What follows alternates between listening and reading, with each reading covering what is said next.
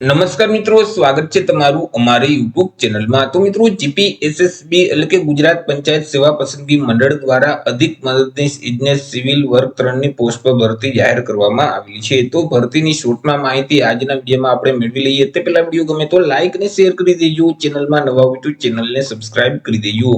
તો ચાલો મિત્રો, વિડીયોની શરૂઆત કરીએ।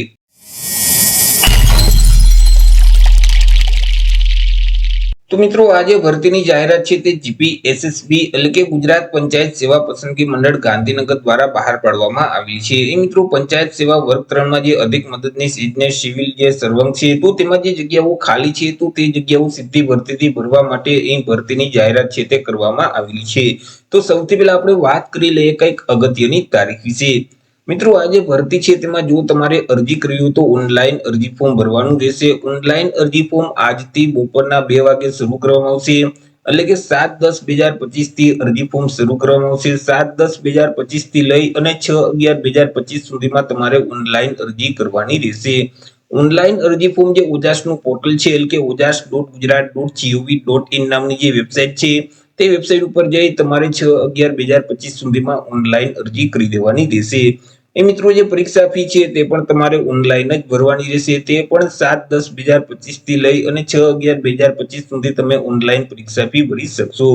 મિત્રો, અહીં જે ઓફિશિયલ વિગતવાર જે જાહેરાત છે તે હવે ટૂંક સમયમાં જ અહીં ગુજરાત પંચાયત સેવા પસંદગી મંડળની જે ઓફિશિયલ વેબસાઇટ છે gpssb.gujarat.gov.in નામની જે વેબસાઇટ છે, અથવા તો જે ઓજાસનું પોર્ટલ છે ojas.gujarat.gov.in નામની જે વેબસાઇટ છે, તે વેબસાઇટ ઉપર મંડળ દ્વારા અહીં નોટિફિકેશન છે તે હવે ટૂંક સમયમાં જાહેર કરી દેવામાં આવશે।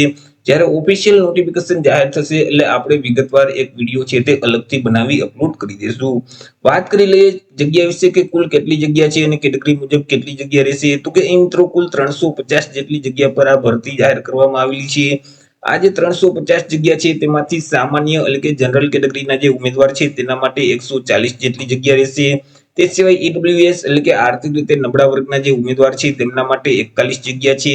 સામાજિક અને શૈક્ષણિક રીતે પછાત વર્ગ એટલે કે એસસીબીસી કેટેગરીના જે ઉમેદવાર છે તેના માટે 91 જેટલી જગ્યા રહેશે। એસસી એટલે કે અનુસૂચિત જાતિના જે ઉમેદવાર છે તેના માટે 19 જેટલી જગ્યા છે। એસટી એટલે કે અનુસૂચિત જનજાતિના જે ઉમેદવાર છે તેના માટે 59 જેટલી જગ્યા રહેશે। આવી રીતે કુલ 350 જેટલી જગ્યા પર આ ભરતી જાહેર કરવામાં આવેલી છે। આ જે 350 જગ્યા છે તેમાંથી 4 જગ્યા દિવ્યાંગ ઉમેદવાર માટે અનામત રહેશે, જ્યારે 22 જગ્યા છે તે માજી સૈનિક માટે અનામત રહેશે। મિત્રો, અહીં જે ઓફિશિયલ નોટિફિકેશન છે તે આજે અરજી ફોર્મ શરૂ થશે એટલે જાહેર કરી દેવામાં આવશે। જ્યારે ઓફિશિયલ નોટિફિકેશન જાહેર થશે એટલે આપણે એક નોટિફિકેશનનો વિડીયો અપલોડ કરી દેશું। સાથે સાથે ઓનલાઈન અરજી ફોર્મ કેવી રીતે ભરી શકાય તેના વિશે પણ એક વિડીયો છે તે અલગથી અપલોડ કરી દેશું। તો આશા રાખું છું વિડીયો પસંદ પડ્યો હશે। વિડીયો પસંદ પડ્યું તો લાઈક અને શેર કરી દેજો, ચેનલમાં નવા હોય તો ચેનલને સબસ્ક્રાઇબ કરી દેજો। ફરી મળીશું એક નવા ટોપિક સાથે એક નવા જ વિડીયોમાં। ત્યાં સુધી જય હિન્દ, વંદે માતરમ।